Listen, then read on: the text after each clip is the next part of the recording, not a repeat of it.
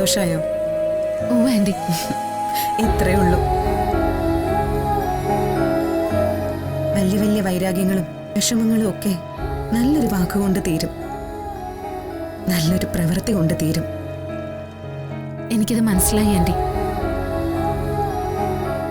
ഇനി ഒരിക്കലും മോൾ അച്ഛനെ വേദനിപ്പിക്കരുത്.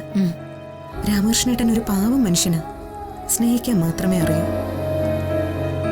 വീണ, നമ്മൾ തമ്മിൽ പലപ്പോഴും സംസാരം ഉണ്ടായിട്ടുണ്ട്. എനിക്ക് വീണയെ തല്ലേണ്ടി വന്നിട്ടുണ്ട്. എല്ലാം മറന്നു കളഞ്ഞ കൂട്ടത്തില് അതും മറക്കാൻ പറ്റില്ലേ? എന്റെ പ്രവൃത്തികൾ എന്തായിരുന്നു എന്ന് എനിക്കറിയാം. അതൊന്നും ആർക്കും പൊറുക്കാൻ പറ്റാത്തതായിരുന്നല്ലോ. അതൊക്കെ പോട്ടെ നിത്യ. എന്തായാലും ഒരു കാര്യത്തിൽ സന്തോഷമുണ്ട്. വീണ വിപിനോടൊപ്പം നന്നായി ജീവിക്കുന്നുണ്ടല്ലോ. എന്നും ഇങ്ങനെ വേണം മോളെ. കുടുംബമാണ് നമ്മുടെ ശക്തി. നമ്മുടെ വേറെ ഏത് നേട്ടവും അതിന് പുറകിലേ വരൂ.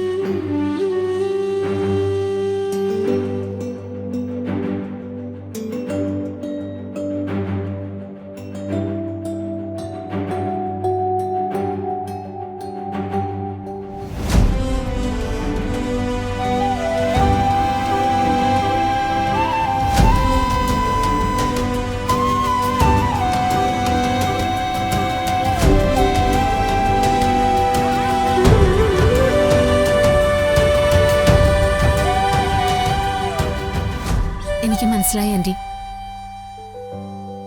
വീണ ഇനി എപ്പോഴും ഇങ്ങോട്ട് വരണം. വിപിനെയും കല്യാണിയും കൂട്ടി ഇടയ്ക്കിടയ്ക്ക് ഇങ്ങോട്ട് വരണം. അത് വീണയുടെ അച്ഛനും മാത്രമല്ല, ഇവിടെ എല്ലാവർക്കും സന്തോഷമുള്ള കാര്യ. നമുക്കൊരു കാര്യം ചെയ്യാം. രഘുവേട്ടൻ തിരിച്ചു വന്നിട്ട് ഒരു ദിവസം ഇവരെ ഇങ്ങോട്ട് വിളിക്കാം. അന്ന് ജ്യോതിയോടും മനുവിനോടും ഒക്കെ വരാൻ പറയാം. അപ്പൊ പിന്നെ നമ്മുടെ കുടുംബം പൂർണ്ണമായല്ലോ.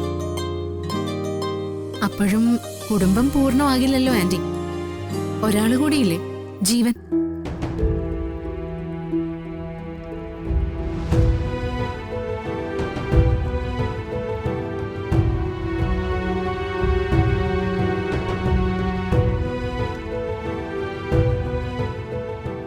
അയ്യോ, ഞാൻ നിങ്ങളെ വിഷമിപ്പിക്കാൻ ചോദിച്ചതല്ല കേട്ടോ.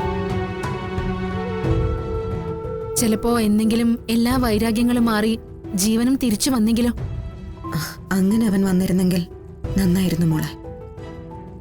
പക്ഷേ വേണ്ട വേണ്ട, അത് വിട്ടേക്ക്. ഇന്നത്തെ ദിവസം സങ്കടമുള്ള ഒരു കാര്യവും ആന്റി ആലോചിക്കണ്ട. ആലോചിക്കാതിരിക്കില്ല.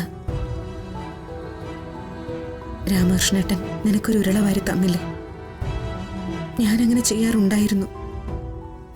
ജ്യോതിയും ജീവനെയും അപ്പുറം ഇപ്പുറം ഇരുത്തിയിട്ട്. അതെന്തായാലും ഓർത്തുപോകും. അമ്മയല്ലേ.